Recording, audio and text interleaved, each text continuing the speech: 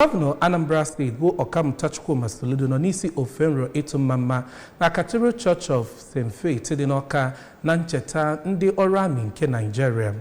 Govano Soludo kọkwazịrị mkpa ya bụ ofenro dị dịka a na-ebe ahụ wee kene Chineke maka ndị ahụ wepụtara onwe ha ijere ala nna ha ozi bụ ala Nigeria.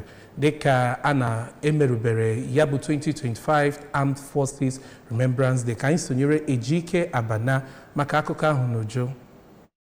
Soludo kwupụtara na isi sekpu ntị eji na-emerube ya bụ ihe mmemme bụ iji wee cheta ọrụ ọma dị iche iche ndị ọrụ agha ọnụọ na-alụ n'obodo a bụ Nigeria, ọkachasị ndị ahụ nagoro ezumike, otu ha si wee tụnye ụtụ nke ha n'iwulite obodo a bụ Nigeria. Archbishop Ecclesiastical Province of Niger bụkwazi bishọp nke Ọka Diocese bụ Most Reverend Alexander Ibezim kwere nnọọ nkwa na ha ga-agbanyesi ike ịdị na-ahụ na ha mee ekwesị na ha ga-eme ka ọchịchị ọkammụta Soludo wee gaa n'iru n'ime nke ọma. N'okwuchukwu ya na mbụ, Venerable CC Mgbemena toro nnọọ njikọ aka ọnụ nke ndị ụka na gọọmenti Anambra steeti Ijiko na-alụrụ ndị Anambra steeti ọrụ ma lụtụ aka na ọ bụ eziokwu na ijere ndị mmadụ ozi bụ ihe dị mkpa, ma bụkwazịra ihe dị mkpa na onye na-alụ ọrụ ga na-agbasi mbọ ike ịhụ na ọrụ ọ na-alụ na-adaba adaba.